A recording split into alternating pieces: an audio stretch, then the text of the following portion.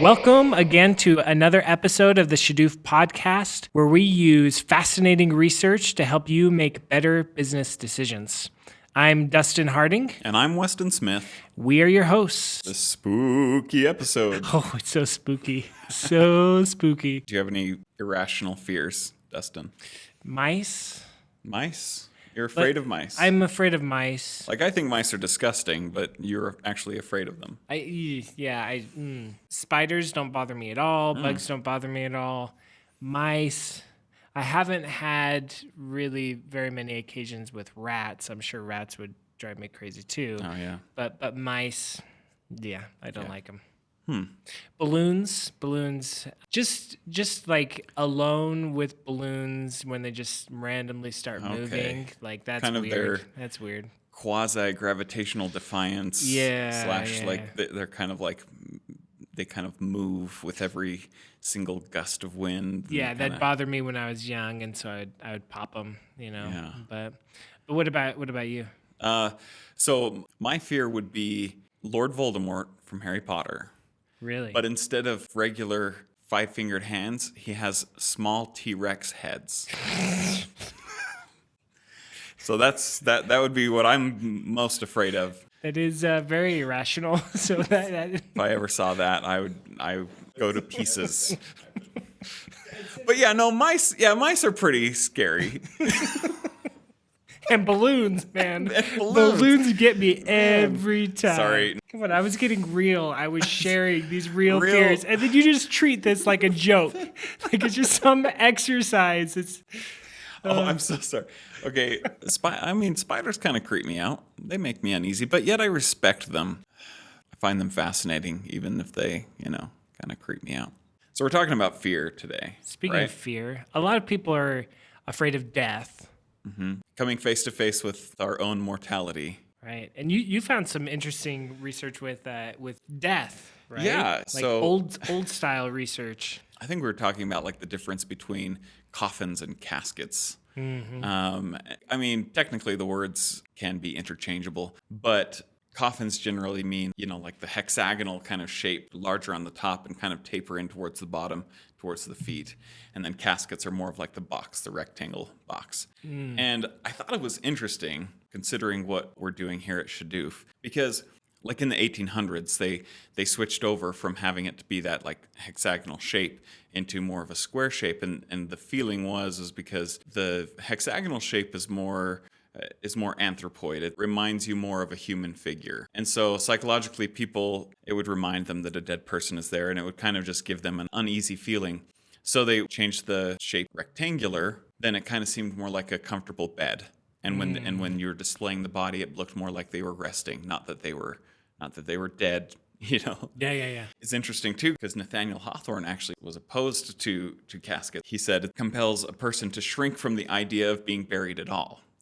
So apparently he didn't like the fact that we were trying to shy away from the concept of death, right? Yeah. And I just thought, because now it's rare here in North America that you see anything besides just a rectangular casket. Right. Anyway, so I just thought if we had been able to do like some market research back then to kind of like figure out why or what to kind of help give rhyme or reason to it. At this point now, it's kind of more historical. Yeah, now it's become so old-fashioned, like you think coffin, you think vampire, right? So it's changed so much now. With the arms crossed over the chest, right? But it'd be interesting if we were there during that time to be like, okay, let's test out like coffin or casket and see which one provided most comfort to family members. Right. So we wanted to do just kind of like a fun study. Halloween time's coming. We wanted a little spooktacular episode. And so we were thinking, like, what are the effects of being scared? Like, how might that affect your day-to-day life or day-to-day spending? This is kind of cool because it demonstrates how studies don't always work out perfectly. Right. And you have to kind of test things and tinker with things until you've figured it out a little bit more. Right. So the overall idea behind this, it's again just kind of fun to see whether or not being scared increases the amount you're willing to spend on candy and sugary items. Okay. Perfect for Halloween. Now, are we talking scared like, oh, I just got startled, I just got surprised, or are we talking like like an uneasy feeling? I mean, for these studies, it's more like spooked out. Okay. It was like a creepy feeling Creepy kind of feeling. thing. Yeah. So we tried a study where, just like the other experiments that we've ran, we had two conditions. So people took the survey and they were randomly assigned to one of these two conditions. So they either wrote about their past week, that's the control, or they wrote about a spooky story that either they experienced or a family or friend experienced.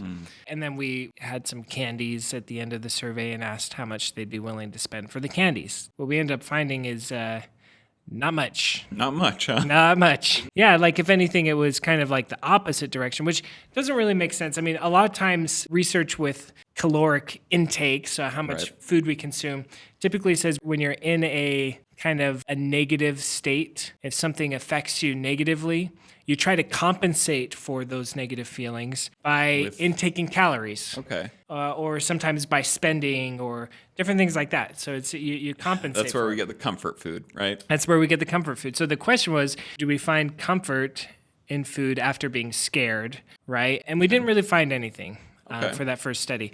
Now, the thing is, though, we asked them to indicate how scared they felt. And we didn't even get anything there. So it kind of told us, okay, this didn't really make people feel scared writing about these spooky stories. Okay. So you guys can see, like, when we set up these studies, they can be very temperamental. Like, Yep. a change in the wording or what mindset you're trying to create, like, it's difficult. Like, these have to be kind of crafted very carefully. Yeah. So in this study, we weren't able to apparently make the participants have that feeling of being scared. So then when we ask and see how it affects their propensity to purchase this candy, it doesn't show anything. Yeah. Then we thought, okay, well, how do we actually get people to feel scared? Like writing a story isn't doing it. How do we get them to feel scared? And videos can be really effective. You get music, you get It can evoke an you emotion. can evoke emotions more readily than just writing a story. So our next version of this study, similar, but people either saw a nature video or they were assigned to the scary condition and they saw this, it was like a 2-minute scary short video. Short, kind of spooky story. Yeah, it's called Video. it's called Whisper Horror Short. So if you want to take a look at it, it's pretty, it's pretty spooky. Kind of an Spooked. eerie little Yeah. short film. Yeah. So this time definitely got people feeling nervous. This video increased how scared they felt by 130%. So we definitely got results that time in how nervous they felt. Wow. I haven't heard these results, so I'm pretty excited. Okay, yeah. Now, speaking of temperamental things, so we look at, okay, how did this impact candy?